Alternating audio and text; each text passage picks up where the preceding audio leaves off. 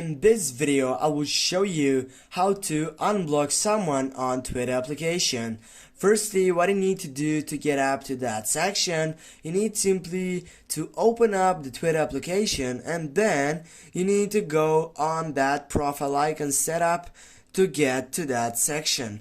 Now you need to scroll down and go for settings and privacy, and when you get right over there, you need to go for the section for privacy and safety on the third selection, and here it will shows up these many sites in which if you scroll down you're gonna find out, as I said before, many options. Also here guys, you're gonna find out the fourth selection, which is mute and block. Just click on it and then go for the first selection, blocked accounts. Go on it, and here you can find out these lists of blocked accounts. Now if you want to unblock this person, just simply click on blocked session, and now as you can see you have unblocked Tony Cross on this sample.